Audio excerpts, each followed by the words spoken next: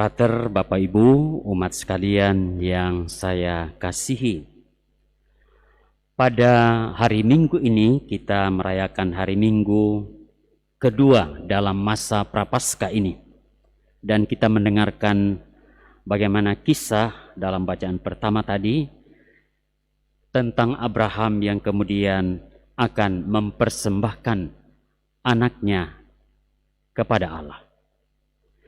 Beberapa poin dapat kita renungkan lewat bacaan-bacaan pada hari Minggu ini. Yang pertama, kalau kita simak bacaan pertama tadi, di sana iman sebenarnya menuntut sikap sedia untuk menyerahkan diri kepada Allah. Dan kita lihat bagaimana hal itu terjadi bagi Abraham. Dan sebenarnya apa yang dibuat oleh Allah kepada Abraham, bagi Abraham ini boleh disebut sebagai ujian. Ujian iman Abraham. Ya. Kita lihat iman yang sungguh menuntut penyerahan utuh. Dan Abraham berani membuat itu. Setia untuk menanggapi permintaan Allah. Dan itu terjadi karena Abraham beriman kepada Allah. Tetapi di samping Abraham, kita tidak boleh mengabaikan atau mengesampingkan peranan Ishak anaknya. Ia sendiri, Ishak, justru yang memikul kayu ke atas gunung yang rencananya akan dipakai untuk mempersembahkan dia. Menarik. Banyak hal yang bisa kita renungkan. Baik tentu saja dari Allah sendiri yang memanggil Abraham. Dan kemudian bagaimana sikap Abraham dan juga Ishak anaknya menanggapi dan melaksanakan panggilan Tuhan itu. Pertanyaan bagi kita Bapak Ibu dan Saudara terkasih, bagaimana iman kita dan bagaimana kesiapsediaan kita dalam menanggapi atau juga dalam menyerahkan diri kepada Allah. Bagian kedua, kalau kita lihat bagian pertama tadi, lalu poin kedua, ternyata Allah menyediakan tantangan bagi orang yang percaya kepadanya. Maka dalam perjalanan hidup beriman kita selalu ada tantangan.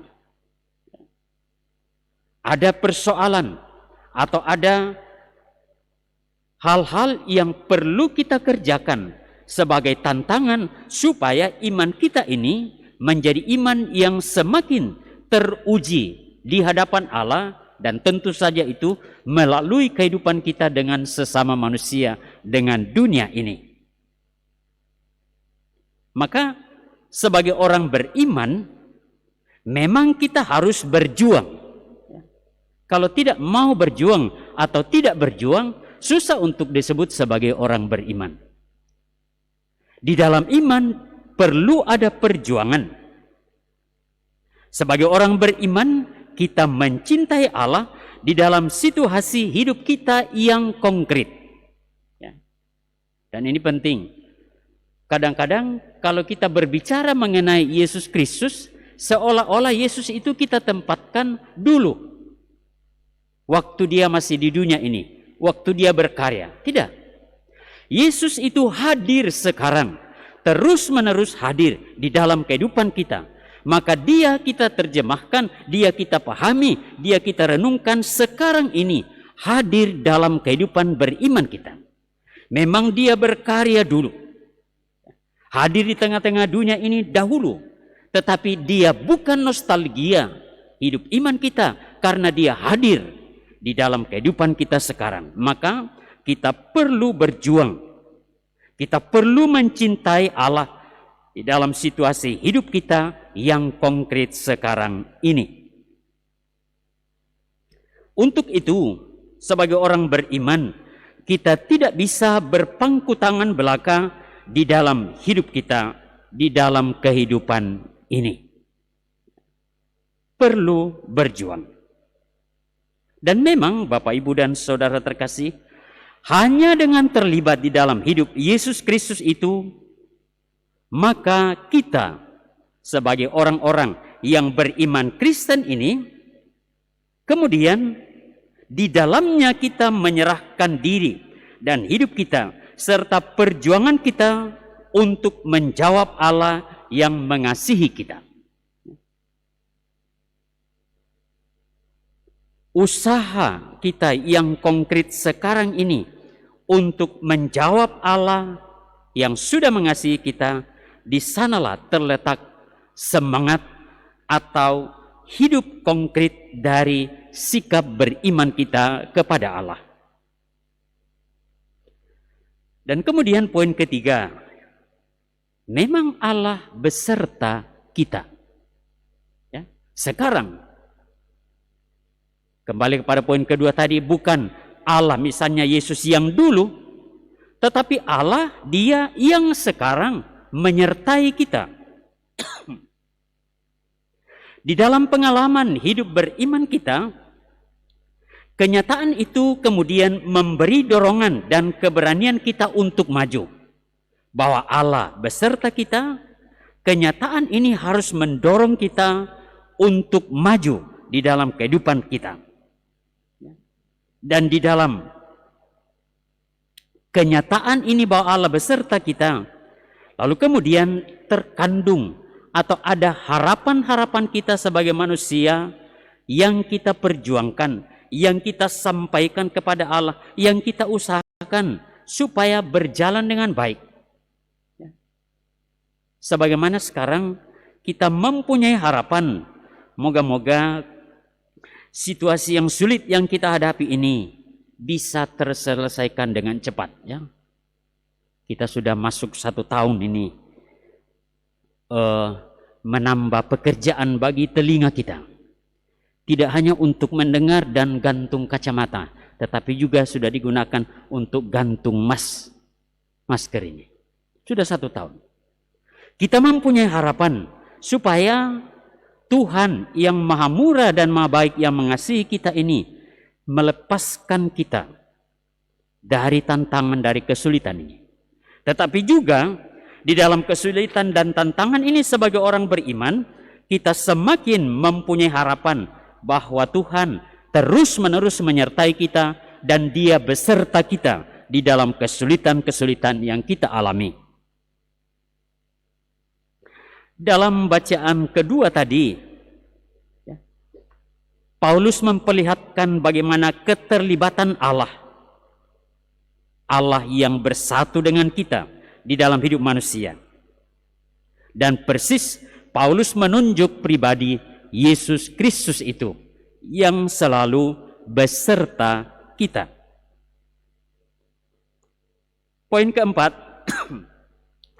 Kristus dalam masa prapaskah ini ya, bukanlah Kristus masa lalu, ya, sebagaimana saya sudah singgung tadi, melainkan Kristus yang hidup, Kristus yang mengisi masa depan kita manusia, ya.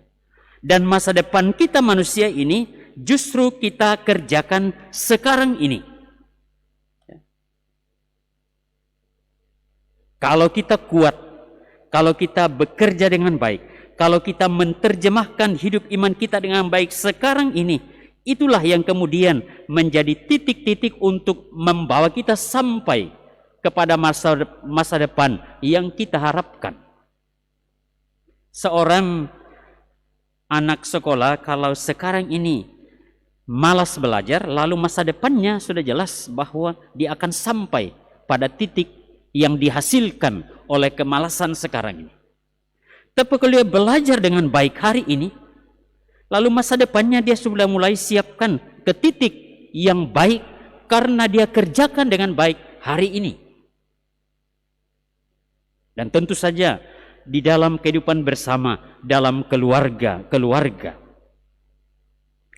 Dan tentu saja mari kita ingat, masa depan kita itu di dalam iman adalah masa depan yang tidak dilepaskan dari hal yang dialami oleh Kristus sendiri. Kristus yang berani menderita, Kristus yang membangun diri kita menjadi manusia menuju kepada manusia yang paripurna. Dan kita sampai kepada manusia yang paripurna ini kalau kita berani seperti Kristus sendiri menjalani, menghidupi penderitaan-penderitaan atau tantangan-tantangan hidup iman kita sekarang ini. Dalam bacaan Injil, dan ini sebagai poin keempat, dalam kisah pemuliaan Yesus di gunung tadi, di sana dinyatakan tentang kerajaan Allah di dalam segala kuasa. Kuasa kerajaan Allah adalah kuasa yang mengatur kehidupan kita manusia, yang mengatur dunia ini. Maka kuasa kerajaan Allah ini adalah kuasa yang harus kita sadari, yang harus kita pahami, dan kemudian harus kita tanggapi terus-menerus di dalam kehidupan beriman kita. Termasuk kuasa yang kemudian mengampuni dosa-dosa kita. Maka masa Prapaskah ini adalah kesempatan yang baik di mana kita mohon kuasa Allah ini untuk memurnikan kehidupan kita kembali supaya kita berada di dalam kerajaannya, kerajaan penuh kasih, kerajaan penuh kedamaian, kerajaan penuh cinta, baik terhadap sesama manusia, terhadap dunia ini, juga terhadap diri kita sendiri. Dan Bapak Ibu Saudara terkasih, lewat saya kira Bapak Ibu semua sudah mendengar, bahkan juga menyaksikan di medsos atau di televisi bagaimana hal yang terjadi untuk Sulawesi Selatan ini. Jadi dalam waktu sekejap saja kehidupan ini bisa berubah. Maka mari kita kuat untuk memelihara relasi yang baik dengan Tuhan, supaya perubahan-perubahan yang begitu cepat terjadi tidak menggoyahkan kehidupan beriman kita. Kita harus kuat dalam situasi apapun. Mari kita bersama dengan Tuhan. Yang poin keempat tadi, mari kita memberikan seluruh diri kita dikuasai oleh kerajaan Allah ini. Dan tentu saja mari kita berdoa semoga seluruh proses dan juga rencana-rencana dari kemajuan-kemajuan khususnya di provinsi ini tetap berjalan dengan baik. Saya memohon supaya seluruh pemerintah kita, mereka yang diberi tanggung jawab, sungguh-sungguh menjadikan hidup mereka menjadi hidup yang di dalam kuasa kerajaan Allah itu. Semoga demikian. Amin.